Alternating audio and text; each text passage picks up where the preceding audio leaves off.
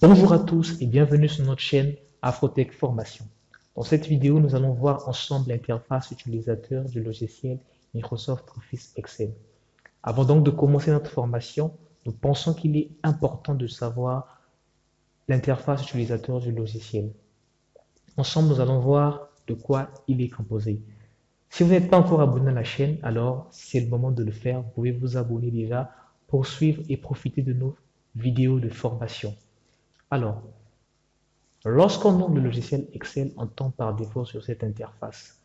Donc, on peut le diviser donc en 4 parties. Nous avons donc cette première partie ici, en encadré. Nous avons donc la seconde partie là. Nous avons la troisième partie ici. Et enfin, nous avons la dernière partie. Alors, la première partie est donc composée donc de la barre d'accès rapide. Dans la barre d'accès rapide, nous avons donc le bouton enregistrer, d'accord, pour enregistrer votre travail. Vous avez ici le bouton annuler l'action. Lorsque vous travaillez et que vous voulez annuler une action, vous cliquez sur ce bouton ou par la commande CTRL Z, vous pouvez annuler l'action. Vous avez ici le bouton rétablir l'action pour rétablir l'action que vous avez annulée.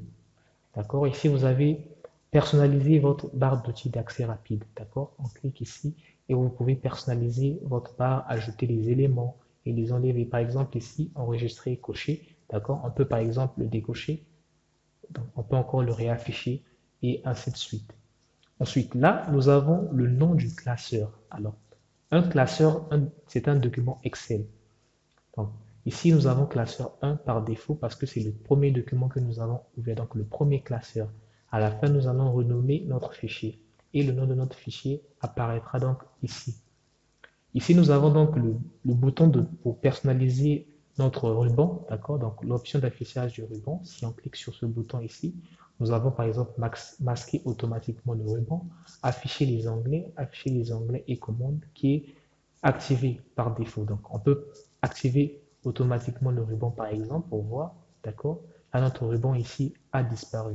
Donc, on va revenir ici et afficher les onglets et les commandes. Alors ici, nous avons le bouton réduire, d'accord? Si nous voulons réduire notre fenêtre, ici nous avons le bouton niveau inférieur et là, fermer, pour quitter Excel. Ensuite, nous passons donc au ruban.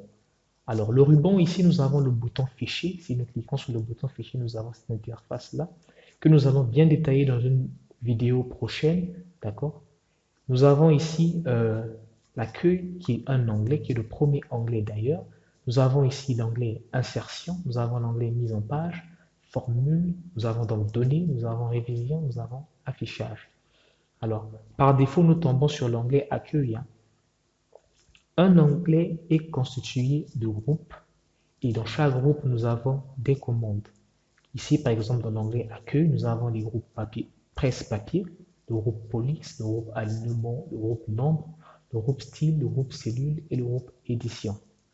Dans le groupe alignement, par exemple, fusionner et centrer est une commande. Donc, c'est comme ça la configuration des onglets. Donc, dans l'onglet accueil ici, nous avons les différentes options que nous pouvons utiliser. Donc, nous avons donc insertion ici. L'onglet insertion nous permet tout simplement d'insérer des tableaux, d'insérer des graphiques, d'insérer des graphiques de Sparkline, d'insérer des fils, des liens hypertextes, des textes, des symboles.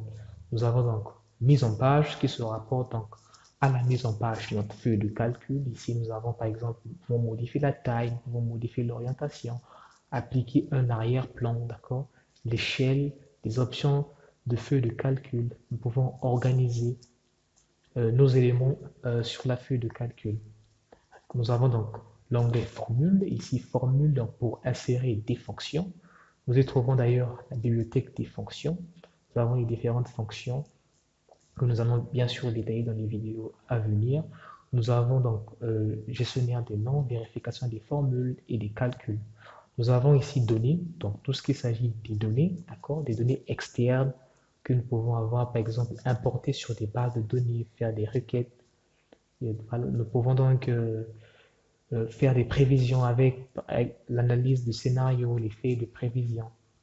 Nous avons ici l'onglet révision, tout ce qui s'agit de l'orthographe, tout ce qui s'agit de protéger les feuilles et protéger les classeurs.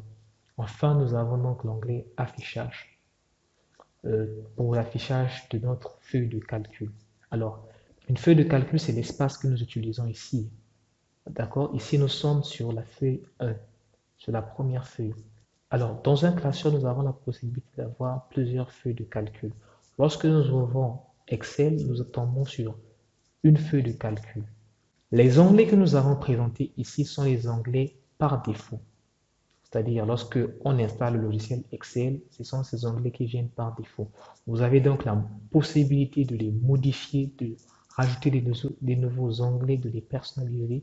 D'ailleurs, un onglet qui est beaucoup utilisé, c'est l'onglet développeur pour ceux qui veulent faire des macros, ou bien ceux qui utilisent le Visual Basic for Application, qu'on peut rajouter plus tard. Ensuite, la deuxième partie, nous avons donc la zone nom. Dans la zone nom, ici, nous avons l'adresse relative des cellules. Alors, ici, par exemple, nous avons A1. A1 représente l'adresse d'une cellule, la cellule formée par la colonne A et la première ligne. Regardez ici, A1, donc A est en surbrillance ici, 1 est en surbrillance. Par exemple, si nous venons ici, nous avons donc la cellule formée par la colonne E et la ligne 5. D'accord? Donc ici, c'est E5. Donc, nous pouvons donc changer, par exemple, on peut mettre D12. On valide par entrée et nous avons ici D12. Donc, ça veut dire que c'est la cellule formée par la colonne D et la 12e ligne. Ensuite, nous avons donc la barre de formule. Dans la barre de formule, c'est là où nous pouvons visionner tout ce que nous saisissons dans des cellules. Parce qu'en Excel, nous utilisons des cellules pour saisir nos données. Alors, la troisième partie ici, donc, nous avons donc la zone de saisie où nous inscrivons nos données dans nos cellules. Alors, il se présente sous forme de tableau. Vous pouvez voir ici, nous avons un quadrillage ici.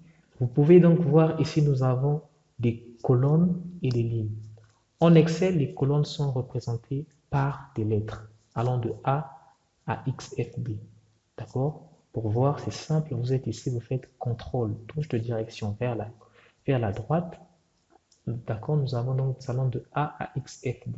Si on retourne, donc CTRL touche de direction vers la gauche. Maintenant, nous avons le nombre de lignes. Donc, on va faire CTRL touche de direction vers le bas. Nous avons donc 1 048 576 lignes. Donc, c'est ça, c'est le nombre maximum de lignes que nous avons. Donc, c'est sur cette interface-là que nous allons saisir toutes nos données, que ce soit des dates, que ce soit des heures, que ce soit des nombres, que ce soit des chiffres, que ce soit des lettres et ainsi de suite. Donc, ensuite vient la dernière partie, donc la barre de tâches, où nous avons d'abord la zone, cette zone-là, où nous avons des feuilles. Par défaut, ici, nous avons une feuille, c'est normal. Excel, nous travaillons sur Microsoft Office Excel Professionnel Plus 2016, donc par défaut, nous avons une feuille, mais vous avez la possibilité de rajouter d'autres feuilles, tout simplement en cliquant sur le petit bouton ici, donc le plus ici, on rajoute une feuille et ainsi de suite. On peut encore rajouter tant de feuilles que nous voulons. Alors, il faut savoir que lorsque nous sommes sur la feuille 1, par exemple, nous sommes en train de travailler sur la première feuille, d'accord? Donc, c'est comme le premier espace, en fait. Et donc, si nous passons sur la feuille 2, nous allons sur le deuxième espace, et ainsi de suite. Donc, nous pouvons avoir autant de feuilles que nous le souhaitons. Ici, nous avons donc aussi les barres de défilement. Nous avons les barres de défilement verticales, d'accord, pour défiler vers le bas, du bas en haut, d'accord. Nous avons donc la barre de défilement horizontale pour aller de la gauche vers la droite. Vous avez ici aussi les options d'affichage, d'accord. Donc vous avez normal qui est par défaut ici. Vous avez mise en page. Vous avez donc aperçu de saut de page. Lorsque nous allons inscrire des sauts de page, vous allez voir. Et puis ici, nous avons donc le zoom. Vous pouvez augmenter, vous pouvez diminuer selon la taille souhaitée. Alors, d'une manière générale, voici la présentation de l'interface utilisateur de Microsoft Office Excel. Pour un premier pas, nous allons d'abord commencer par enregistrer notre fichier. D'accord? Donc, nous allons venir ici, nous cliquons enregistrer. D'accord? Nous cliquons donc un document par défaut et on attend un petit peu. D'accord? On enregistre donc on dit nouveau classeur. on enregistre au type de format XLSX, d'accord, qui est le format par défaut, hein, d'accord, on enregistre, on attend, on patiente un peu, et là, voilà, notre classeur donc, est donc en train d'enregistrer. Ici, vous pouvez donc voir que le nouveau classeur est enregistré. Là, nous avons présenté ensemble l'interface utilisateur du logiciel.